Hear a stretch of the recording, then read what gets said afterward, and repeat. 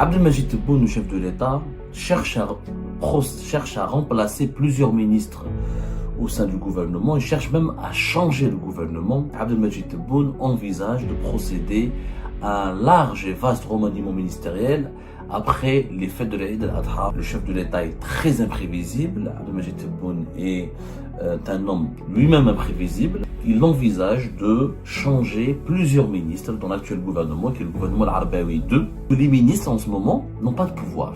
Ça n'a aucune utilité de changer de ministre. D'ailleurs, à l'époque de Tebboune, il y a eu tellement de ministres. Il y a des départements qui ont connu 5-6 ministres depuis l'arrivée de Tebboune, depuis 2020. Chaque année, des secteurs clés de l'Algérie, comme l'industrie par exemple, ont consommé un ministre. Une instabilité chronique. Selon nos investigations, Tebboune veut changer le Premier ministre, Nadir al-Arbaoui veut le remplacer. Il veut changer le ministre de l'Industrie, dont il n'est pas dans le bilan est catastrophique, il n'est pas du tout content de lui, parce que l'industrie algérienne elle est toujours quasi absente. Il veut changer le ministre de l'Intérieur, le libérer Brahim Rad. Le ministre de l'Énergie, il veut le changer. Le ministre de la Justice, il est aussi dans les spectatives, il risque de partir. Le ministre de l'Agriculture, il risque de le changer, lui aussi. Le ministre du Commerce, il a envie de le changer. Taïb Zitouni, pratiquement des départements régaliens, plus d'autres départements. Il veut changer pas mal de monde. Abdelmajid Tebboune, le chef de l'État, cherche à remplacer plusieurs ministres au sein du gouvernement. Il cherche même à changer le gouvernement. Selon nos investigations et selon les informations que nous avons pu confirmer, Abdelmajid Tebboune envisage de procéder à un large et vaste remaniement ministériel après les fêtes de l'Aïd al-Adha, c'est-à-dire à partir de la deuxième semaine du mois de juin. Aucune date n'a été arrêtée. Avec Abdelmajid Tebboune, rien n'est précis. Le chef de l'État est très imprévisible. Abdelmajid Tebboune est un homme lui-même imprévisible. Il réfléchit en tout cas, ça nous avons pu le confirmer auprès de sources très bien introduites au sein de son entourage. Il envisage de changer plusieurs ministres dans l'actuel gouvernement, qui est le gouvernement al-Arbaoui II, qui a été mis en place depuis le 19 novembre 2024. Et après les fêtes de l'Aïd, au cours de ce mois de juin, avant même le 5 juillet, les fêtes de célébration du 5 juillet prochain, la fête de l'indépendance, Abdelmajid Tebboune aimerait bien se doter d'un nouveau gouvernement avec de nouveaux visages, avec de nouveaux ministres qui seraient dans des postes clés et qui remplaceront d'anciens ministres dont le bilan est jugé extrêmement insatisfaisant, voire médiocre et voire même révoltant dans certains secteurs, parce que ces ministres n'ont pas su insuffler la dynamique souhaitée par Abdelmajid Tebboune. Changer de gouvernement, c'est bien, mais est-ce que c'est utile? Vous savez, auparavant, à l'époque de Abdelaziz Bouteflika, à l'époque du régime de Bouteflika, à chaque fois qu'on avait des informations qui nous indiquaient qu'il y aurait des négociations en cours ou des manœuvres en cours pour changer de ministre, pour décider d'un nouveau remaniement ministériel, on était excités, on était enthousiastes, on chassait, on partait à la chasse de l'information, qui va remplacer qui sera le nouveau ministre, qui sera promu, qui sera déchu. C'était un véritable enjeu national, les remaniements ministériels. Les remaniements ministériels, à l'époque de Bouteflika, ont été un véritable enjeu national. Aujourd'hui, ces remaniements ne suscitent aucun enthousiasme, aucun intérêt. Ce n'est même pas un enjeu. Mais c'est incroyable comment ça a changé. Pourquoi? Parce que les ministres, en ce moment, n'ont pas de pouvoir. Ça n'a aucune utilité de changer de ministre. Il y a eu, d'ailleurs, à l'époque de Tebboune, il y a eu tellement de ministres. Il y a des départements qui ont connu 5-6 ministres depuis l'arrivée de Tebboune, depuis 2020. De 2020 à 2025, 5-6 ministres. Il y a des départements qui ont connu même plus. Chaque année, des secteurs clés de l'Algérie, comme l'industrie par exemple, ont consommé un ministre. Une instabilité chronique et les changements qui ont été opérés, qui ont été décidés. On a eu l'Arbaoui, auparavant on a eu Emem Abdelrahman, on a eu Jarrad. Les gouvernements se suivent et se succèdent, mais les résultats se ressemblent avec l'époque de Tebboune, c'est-à-dire nous avons des ministres fantomatiques qui ne sont pas connus, très peu de ministres sont populaires en Algérie, très peu de ministres sont suivis, très peu de ministres sont efficaces, et les résultats et les promesses, faites par Tebboune ne se sont pas concrétisées, comme par exemple l'allocation touristique ne s'est pas concrétisée. Des slogans sont adoptés, mais dans la réalité, l'état du pays n'est pas du tout dans une situation rassurante. L'état du pays n'est pas du tout rassurant. Sur le plan économique, sur le plan diplomatique, sur le plan social, les frustrations, les problèmes s'accumulent et les blocages se multiplient. Est-ce que changer de gouvernement va être utile? Je vous dirais non. Mais d'abord les faits, ensuite le commentaire. Que veut faire Tebboune? Cette fois-ci, Tebboune veut faire un coup de balai. Le pouvoir d'achat des Algériens est dans une situation catastrophique. L'inflation perdure, elle est toujours au-delà de 4%. Donc la promesse de la ramener au-delà de 3% qui a été faite par Tebboune depuis 2024, l'objectif n'a pas été atteint. Donc le pouvoir d'achat est en crise. On a vu les moutons de l'Eid qui ont dépassé la barre des 100 000 dinars, alors que le salaire moyen national en Algérie sont de 42 000 dinars. L'État algérien était obligé de subventionner et de sponsoriser un mouton importé depuis l'Espagne et la Roumanie à 40 000 dinars pour pouvoir maintenir un semblant de célébration de fête de l'Aïd al-Adha, ce qui a été, et c'est d'ailleurs on en parlera du bilan d'1 million de moutons à la veille de l'Aïd. Est-ce que vraiment l'Algérie a importé 1 million de moutons? Encore une fois, vous allez voir que les informations que nous allons vous révéler vont vous choquer. Encore une fois, des annonces qui ont été mensongères et des objectifs qui n'ont pas été fixés. Donc, pouvoir d'achat catastrophique, misère sociale, appauvrissement des ménages algériens, la chute du dinar, la valeur du dinar sur le marché parallèle, qui est la véritable bourse, qui est le véritable baromètre de la valeur réelle du dinar, catastrophique. 1 euro, le haq 262 dinars. Jamais le dinar n'a valu aussi, n'a été traîné par terre. Il n'y a eu jamais une descente en enfer du dinar algérien. Et la chute du dinar, ça veut dire que les situations économiques et macroéconomiques, elle n'est pas du tout positive comme tente de le faire croire le gouvernement actuel. Les problèmes diplomatiques avec les crises qui se succèdent avec les plus importants partenaires et voisins de l'Algérie. Le développement industriel qui tarde à voir le jour, très peu de méga projets qui ont été inaugurés ou réceptionnés, etc. Mis à part quelques lancements de quelques stations de dessalement d'eau de mer et le projet de Raj Billet qui est toujours en cours de construction et dont on ne voit pas du tout les bienfaits. La population algérienne voit bien que son pays est en train de patiner dans une crise lancinante. Monnaie faible, pouvoir d'achat très très faible, industrie encore très très faible, la chute des prix du baril du pétrole. Le baril du pétrole est toujours au-dessous de 70 $. On est toujours à 64-65 $. La baisse, elle est toujours là, 65-64. C'est très très peu pour améliorer les finances du pays. En 2024, on en parlera sur les chiffres qui ont été communiqués par le FMI, une baisse de 38 à 40% des revenus en devises de l'État algérien provenant des exportations des hydrocarbures. Donc l'État algérien avec un prix aussi bas du baril du pétrole et des prix du gaz qui se stabilisent mais qui restent très très très bas, qui baissent depuis 2023 et 2024. Les revenus du gaz vont baisser, donc l'État algérien gagnera de moins en moins d'argent avec un dinar qui est en cours d'effondrement et des besoins de plus en plus importants puisqu'à la fin de l'année 2025, on sera plus de 48 millions d'Algériens. Presque 40, on sera plus de 48 millions. On est déjà à 47 millions depuis le début de l'année 2025 et on sera à presque au-delà de 48 millions à la fin de l'année 2025. Donc c'est quand même une population qui a des besoins qui vont croître.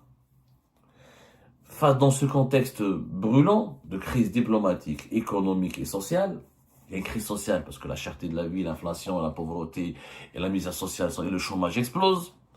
Il y a une crise économique, la valeur du dinar s'est totalement effondrée, les revenus en devises de l'État algérien sont en train de baisser significativement. Et l'État dépense de plus d'argent alors qu'il en gagne beaucoup de moins en moins.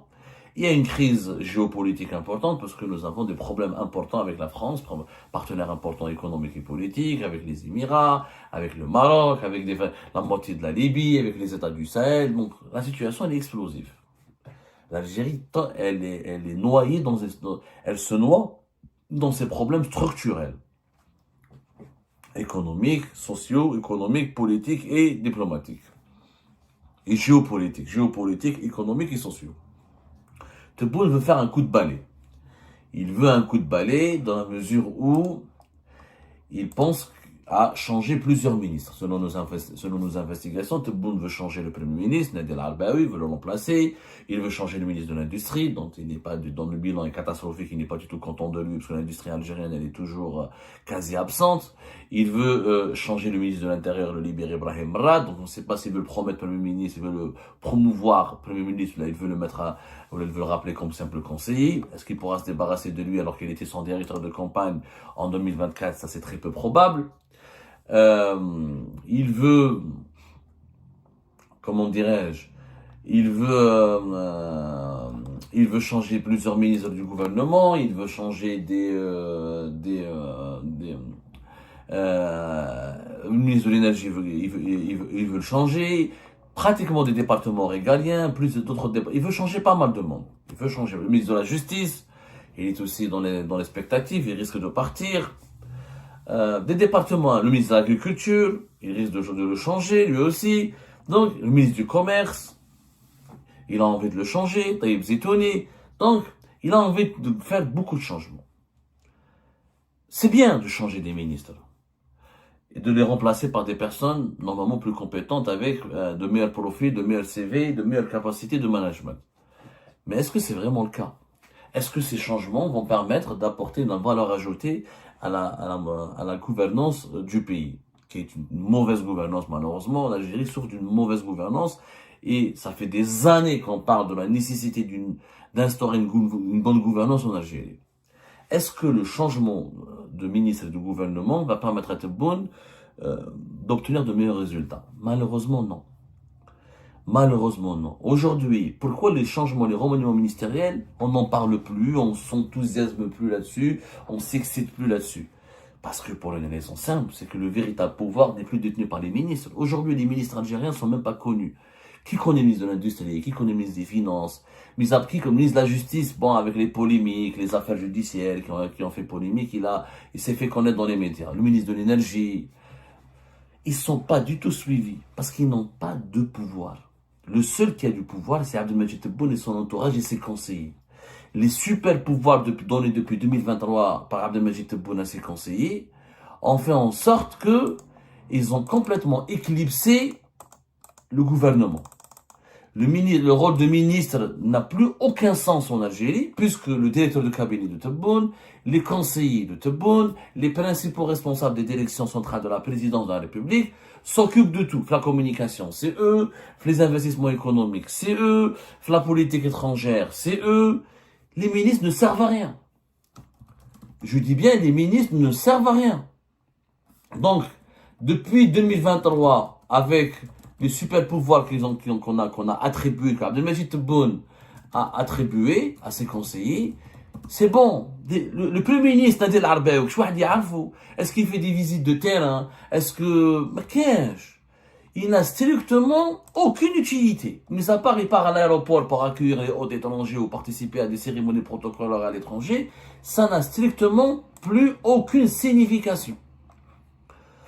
Depuis septembre 2023, date à laquelle les conseillers de Tebboune ont pris des super pouvoirs, déjà ils avaient des super pouvoirs, même les services de sécurité sont obligés de les obéir. Les conseillers de Tebboune interviennent en tout. En fait, le véritable gouvernement n'est plus au palais du gouvernement, il est à la présidence de la République. Il y a deux gouvernements en Algérie, le gouvernement officiel et le gouvernement parallèle. Le gouvernement parallèle, c'est les conseillers de Tebboune. Ils interviennent en tout. Entre la diplomatie, les relations avec la France et les Émirats, la communication officielle, l'économie, les décisions des mesures économiques, la gestion de certains chantiers du pays. Abdelmajid Tebboune et ses conseillers, c'est eux le gouvernement. Donc les ministres ne servent à rien. Ils n'ont plus de marge de manœuvre. Aujourd'hui en Algérie, avec l'Algérie de Tebboune, un simple conseiller appelle un ministre, il lui donne des instructions. S'il les exécute pas, le ministre aura des problèmes, il sera éjecté, ou il sera puni, ou rappelé à l'ordre, ou il sera lessivé, et il va quitter son poste. Et c'est arrivé à maintes reprises. À maintes reprises. Les ministres ne font qu'exécuter des instructions des conseillers de Tebboune. Ils ne peuvent pas proposer une feuille de route, ils ne peuvent pas proposer un programme, ils ne peuvent pas piloter des chantiers. Ils appliquent uniquement ce qu'on leur demande de faire depuis le haut de la pyramide qui est le palais présidentiel. À l'époque de Bouteflika, c'était pas comme ça. Les ministres, ils avaient du pouvoir. À l'époque de Bouteflika, le seul conseiller qui était puissant, c'était Saïd. Saïd Bouteflika, le conseiller, et le bras droit du président. Les autres, ils étaient dans l'ombre. On n'entendait pas parler des autres conseillers. Ils étaient vraiment dans l'ombre. Ils travaillaient vraiment dans l'ombre. Ils n'osaient jamais appeler les ministres, ou là, les responsables des services de sécurité, ou là, ils empiétaient jamais sur les activités du gouvernement. Bouchouel Abdeslam, il était ministre de l'Industrie, il avait du vrai pouvoir. Il débloquait les dossiers, il décidait, il proposait, il imposait des mesures. Il avait une véritable marge de manœuvre. Le premier ministre, Sellel ou Yahya, ils avaient des vrais pouvoirs. Ils occupaient le terrain, ils existaient, ils prenaient des décisions, ils imposaient des décisions. La même chose pour le ministre de la Justice qui était Taïb Louh à l'époque. La même chose pour le ministre de l'Énergie qui était Chakib Khalil et plus tard, ça a changé, mais le ministre de l'Énergie était important. Le PDG Sonatrach qui était puissant, était important. Comment on appelle ça, les ministres des Finances. Abdelrahman Rawia, il n'a pas pu coexister avec Tebboune parce qu'il ne voulait pas d'un ministre indépendant. Alors qu'à l'époque de Bouteflika, il était ministre. Et bien avant, c'est-à-dire que les ministres à l'époque de Bouteflika, ils pouvaient travailler, ils pouvaient proposer des solutions. Rappelez-vous de Ben Rabret, qui était ministre de l'Éducation nationale, qui proposait des réformes, qui s'activait, qui cherchait des solutions. Mais ces ministres de Tebboune sont fantomatiques. Ce sont des figurants. Ils ne peuvent rien proposer parce qu'on ne les écoute pas. On leur demande d'écouter et d'appliquer. À quoi ça sert d'avoir un gouvernement? Dans ce cas-là, M. Abdelmajid Tebboune veut faire encore un énième remaniement gouvernemental. Après on a eu 2 gouvernements Arbaoui, on a eu, je crois, 2 gouvernements Ayman Ben Abdelrahman. Je sais même pas, on a eu 2 gouvernements Ayman Ben Abdelrahman. 3 gouvernements Ayman Ben Abdelrahman. Donc je ne vois pas l'intérêt d'un énième remaniement ministériel. C'est le changement de politique. S'il n'y a pas eu changement de gouvernance, tout court. S'il n'y a pas eu changement de gouvernance, ça sert à rien. Je vois pas l'utilité. Franchement, je ne vois pas du tout l'utilité. Les premiers ministres, Ayman Abdelrahman, il a essayé de s'imposer comme premier ministre, etc. Là.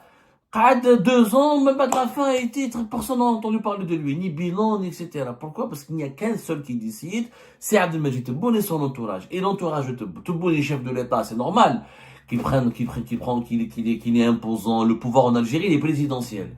Sauf que il est censé avoir un capitaine d'équipe, son collaborateur direct, c'était le premier ministre. C'est le premier ministre qui est censé appliquer la politique du président, qui est censé ramener des résultats au président. Sauf que le bras droit, le collaborateur d'Abdelmajid Tebboune, c'est pas le premier ministre, c'est son directeur de cabinet, ses conseillers. Donc le premier ministre, il est fantomatique.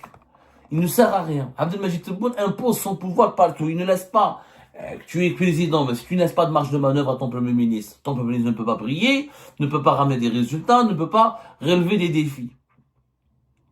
Donc, ça fait depuis 2020 jusqu'à 2025, ça fait 5 ans qu'aucun ministre, aucun premier ministre en Algérie n'a marqué les esprits. Parce qu'il ne pouvait pas exister sur le terrain. Tebboune prend toute la place, lui ses conseillers. On parle d'ailleurs, regardez la presse, les opposants, la presse indépendante exilée à l'étranger, les activistes, les cyberactivistes, ils critiquent pas les ministres, ils parlent, ils dénoncent que les conseillers de Tebboune. Pourquoi? Parce qu'ils ont compris que ce sont les conseillers qui ont du pouvoir. On parle beaucoup plus de Kamel Sidi Saïd, de Boualem, de Belkaïm Abdelhafid que du premier ministre ou des ministres. Parce que ما عندهمش pouvoir, يا جماعة الخير, ما عندهم aucun pouvoir. قاعدين, ce sont des figurants, malheureusement, des figurants. وش نديروا معاهم؟